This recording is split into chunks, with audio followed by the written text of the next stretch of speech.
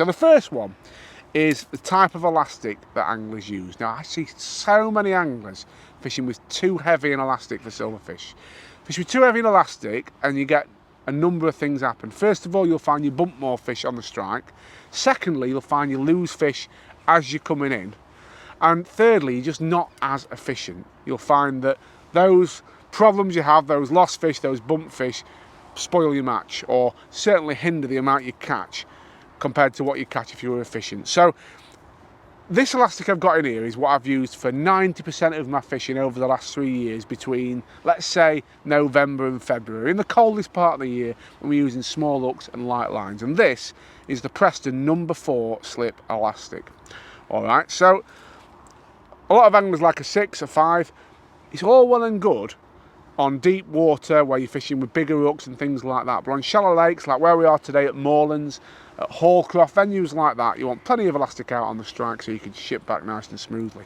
But it's not just about the type of elastic that you use, it's about the whole setup. And by that I mean the bush you've got in the pole, and most importantly I'm going to say the way you connect your line to your elastic. So it's no good having a 4 elastic, which is perfect, and then a great big Dacron or a great big plastic connector on the end of your pole. All that does is, again, imbalance your setup. So the number of times on coaching days over the last 12 months I've taken people out and they've had that big connector on there and the striking, and you can see as they're shipping fish back, that connector or that Dacron is swaying about, actually shaking the hook out the fish's mouth. There's nothing wrong with a tiny Dacron, a tiny Preston connector, something like that.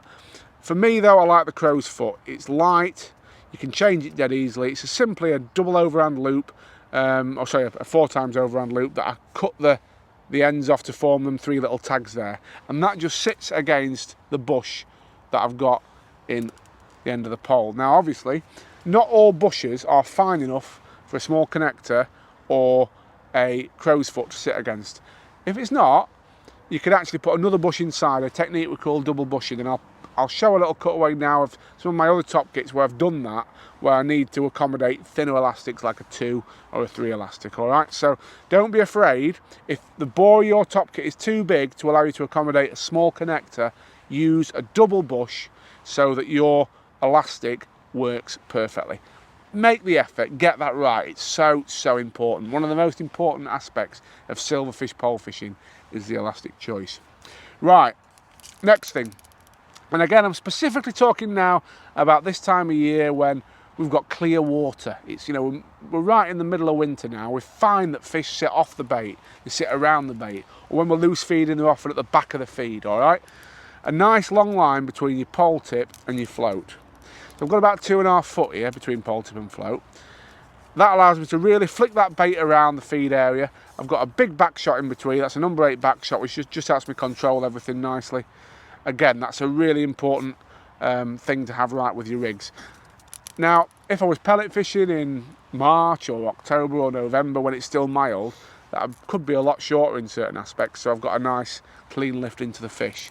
Other times, again, you need that longer lash, but this isn't something I do all the time, but this coldest time of the year, a nice long lash, really big advantage. The big thing I want to touch on is this silicone here, all right? So I've got 3 pieces of silicone on there. That's actually the Guru 0.3mm silicone. It's not even sold, I don't believe, as pole float silicone. It's often sat with the hooks in tackle shops. I think a lot of carp anglers use it for threading up the carp hooks and pinning hair rigs in place. But 2 pieces down the stem and 1 piece just overhanging the edge of the stem there. Next point, shots. Okay, now these are number 12 Balabinis. When you've got a number of shots on a rig, as you often do when it comes to strung out rigs and that sort of thing, I like to use a Balabini shot. Balabini shot are hard, all right? You squeeze them in place with pliers, they don't tend to move on your rig. They certainly don't tend to come off.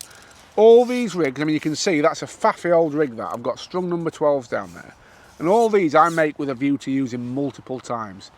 Here on the league at Moorlands, for example, I'll be getting a rig out tomorrow that I've probably used on every round up to now. They can last you 6, 8, 10 matches, some rigs. As long as you tie them on good robust main line, 013 power line, you can use Balabini shot so that you're nailing them in place, they stay on well, and they're just a really nice uniform shot. So I know some anglers love stots, I don't. I'd much rather have my shot stay in place, match to match, so I can reuse my rigs. Right, hooks and hook length. This is a big area, this. Something that I was definitely guilty in my past of not thinking about enough, all right? And I now carry a real array. I'm just going to show you, and again we'll get a cutaway of this, the different length of hook lengths I carry. So in here, these are my green gammas, and again this is standard fare for 90% of my fishing this time of year, between November and say February in the coldest weather. Green gammas are what I'll use. But you'll see here I've got 4-inch, 5-inch and 6-inch hook lengths in this box. I've got those in 16s, 18s and 20s. And in this box here, this is my real sort of, I'm going to call it secret weapon. I've got some 8-inch hook lengths as well. And when it comes to sorting out bigger skimmers, when you're fishing for them sort of 2-pound fish, which you are in certain areas on this venue and my other major winter Hallcroft, having that longer drop is a massive advantage, all right? So when do you use what and why? So I've already said bigger fish, generally longer hook length. That's a big thing for me. Also, when you're wanting to lay some line on the bottom, say for example you're wanting to fish over depth, say it's a bit windy and you're wanting to put a little bit more line on, you can literally change from a 6-inch hook length, say, to an 8-inch hook length and give yourself another couple of inches of line on the bottom. When bites are finicky as well, on those days when it's rock hard and you're getting the odd bite off a shy biting roach or skimmer, putting a little bit more line on the bottom can work well. So having a longer hook length that you can change to is a big weapon in your armoury. 6-inch hook length, I'd say that's my standard fare, that's my starting point for 90% of my fishing. I'll go down to a 4 or a 5-inch hook length if I was fishing for fish like small roach with sort of baits like bloodworm, that sort of thing, and you're wanting to register a fast bite. Or if you've got particularly finicky skimmers, it can also be nice to have those shorter hook lengths as well. But carry all of them and have the ability to experiment. Now, all these hook lengths, all these green gammas, are tied up to the same material, and that is 07 Drenant Supplex fluorocarbon. I'm a big advocate of fluorocarbon hook lengths when it comes to silverfish fishing. Why? Matt Godfrey said to me, probably 7 or 8 years ago now, he said he believed that using fluorocarbon got him more bites, and he believed it got him the odd bonus fish. Now up to that point I was stuck with my power line, which is still what I use now for my commercial fishing, for carp and F1s, that sort of thing. But obviously when an angler like Matt talks, you've got to listen. So I thought I'd have a very sort of scientific look at it, and I did. I fished with it alternate matches through the Winter League at Hallcroft a few years ago. I definitely noticed that fluorocarbon did get me more bites and the odd bigger fish. So it's a real good thing to have in your armoury. So fluorocarbon hook lengths, different length hook lengths as well. Right, we're going to have a little chat now about baits and feeding. On to ground bait and feeding, all right? The mix I use for 90% of my silverfish fishing, again, I'm going to say in this coldest weather, is 1 part Sonia Baits F1 natural ground bait, 1 part Swim Stim Black by Dynamite, and I add to that copious amounts, or not copious amounts, around a capful per, I'm going to say 3 pints of ground bait of the red Sensate powder. Alright, so a fair old bit of that goes into the ground bait as well. That just gives red flecks in the ground bait, and I believe it pulls skimmers in and holds them in your peg.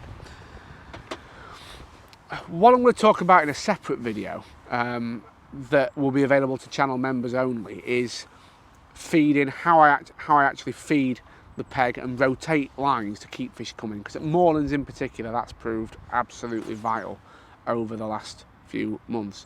But just to give an idea of the flavour of what I do, this is the mix that we use here. This is the same mix I just told you about. I'm a big believer in basically setting one area of my peg up with a lot of bait, the fish to settle over, and I have other areas fed in different ways. So for example, if I've got 2 short lines and 2 long lines, I might have a negative line long, a negative line short, and a positive line long and a positive line short. And that means you can rotate round different lines basically to keep fish coming. So you feed in different areas of your peg in different ways, give yourself options to move around through the day and really keep fish coming. Probably The biggest single edge you can give yourself in winter though is one of these, and using it properly and accurately. Loose feeding in cold clear water is a brilliant way of not only attracting fish but also making inquisitive fish feed.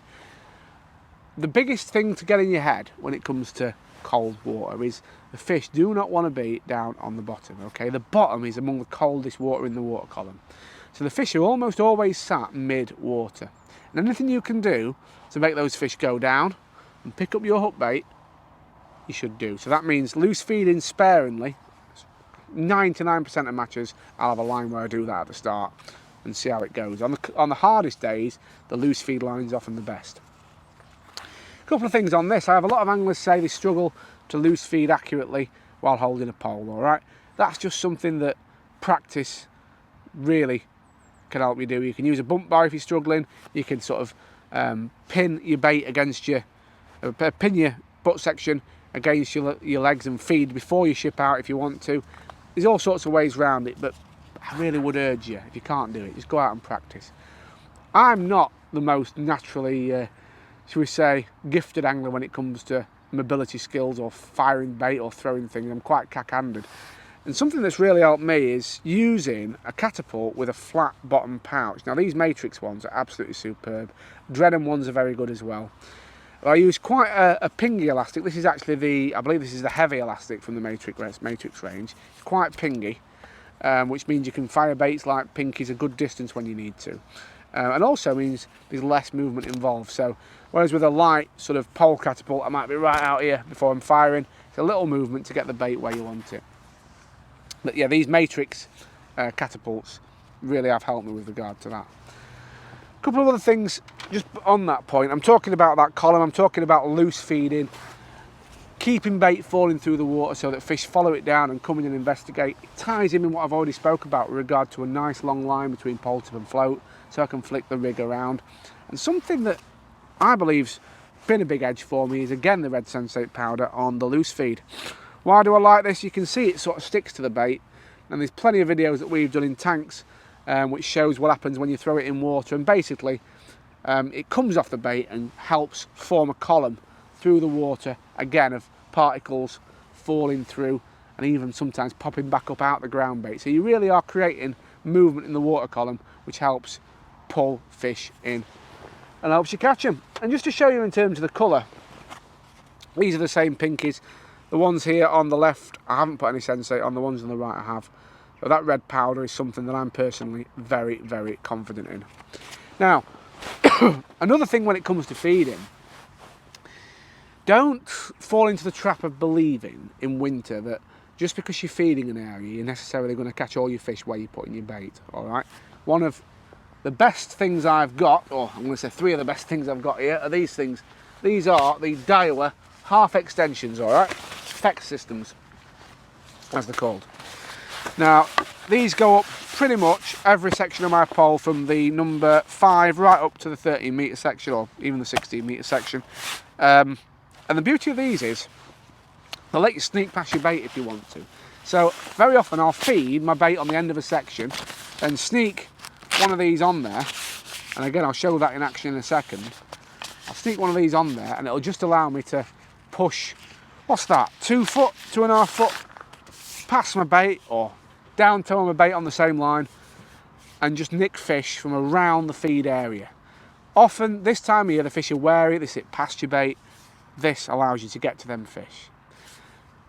Another thing on that though, which again I've seen people sometimes maybe read wrong on sessions, is often you can't clatter fish when you're catching past your feed. Sometimes you can, but very often on the days when fish are wary, it's good to move around. So rotate round different lines, nip past, catch a couple, come back on your feed, catch a couple more, and really work your different swims. It's not always a case of just sitting past your bait and waiting for one to hang itself. It rarely, in my experience, works like that. So what else with regard to feeding? There's one other thing I just want to mention which works really well for me. It's just a little trick that I do to really tighten up feeding fish. And I use it in conjunction with a loose feed approach I spoke about earlier. That's these things. These are just little lightweight Preston cad pots, all right, a couple of different sizes. Now often I'll start off loose feeding in a session, and then I'll switch later in the day to feeding via one of these plastic cad pots, just sprinkling in some maggots or casters or pinkies very tightly over the feed area. It just gives you a different kind of feeding strategy, tightens up the competition of the fish in your peg. So you can often feed via a cad pot to really tighten up the fish in your peg and get them where you want them. Again, it's another thing, it doesn't work, very rare, in fact never I'm going to say, have I shipped out with a cad pot, fed a few pinkies and ended up catching on one line like that all day. It's a tool you've got to have in your armoury, and it can really sometimes turn a swim that might be going a little bit scatty into a good run of bites. I think one of the biggest skills that I've certainly come to learn with this kind of fishing is keeping bites coming, and it's definitely something that's easier said than done, and where experience really counts. I've already mentioned the importance of feeding multiple lines, and something that I read years ago in a featuring match fishing magazine by Steve Ringers really stood me in good stead with this sort of thing. And what Steve wrote, and he was actually on about carp fishing at the time, but it's helped me with my silverfish, is never ever fish a peg, or swim should I say, never fish a swim until you can't get a bite there anymore. Always leave some feeding fish on a line, and you'll find that it just recovers and builds so much quicker. So for example, I mentioned I go for a 4-line attack here at Moorlands. I've got this left hand line here on the long pole where I'm loose feeding pinkies. I've got a line that I'm fishing at the moment where I've put on ground bait quite aggressively. Again, the exact feeding technique that I use I'm going to cover in another little video in our channel members area. But the key part of it is I am literally going to fish this line until I feel that bites are taking a little while, or a little longer than they were when I first went on it, and then I'm going to move. And that just means you can really sort of nurture your peg, and you've always got somewhere to go. The margins on this league are always very, very tight, so that's another little, it's a roach little skimmer. The margins are always very, very tight on this league, so very often, I think, in fact the last time I drew this particular lake, I think I had £17, which was just enough to win the section, but just behind me there was a £16 and a £15. So it shows you how important it is that you don't basically waste any of your match waiting for something to happen. Those are the mistakes that cost you invariably. So give yourself a few different swims and always somewhere to go. So as I said, we've got that key difference in our feeding the 2 long pole lines, a loose feed versus what I'm going to call a more positive potted line. Another thing when it comes to rigs that I want to touch on, right? And the wind just picked up, and it couldn't have happened any more perfectly for me to demonstrate this, right? So when you're laying a rig in, a strung out rig as we are here, like a lot of anglers here fish similar to me with strung out pole rigs, longest lashes and back shot. One of the most important things to know is how you put your rig in relation to the tow. So at the minute we've got quite an awkward left to right wind blowing across, and it's very easy to fall into the trap of thinking, oh, I'm just going to lay my rig in with the wind. I'm just going to lay it downwind. It's very simple to do that. You can lay your rig in with a tight line. It probably feels right to do that. But when you get a tow like we've got here, now I can see already that's towing against the wind, right to left, it's the worst thing you can do. What you need to be doing is laying your rig in so that it's tight in the water. Not tight when you lay it in with the wind, tight as it's on the bottom. So them two things are very different. If you imagine, yes, the skim of the water, the movement on top with the wind is that way, but the actual water movement is the opposite way. So what I'm doing, I'll just show you again because it might be ready to lay it in again anyway. What I'm doing is flicking that rig up tow, dragging it back down onto my mark and holding on to it. So it's laid in against the wind, but that rig, when it gets down to the bottom, is now going to be tight because it's laid in against the tow.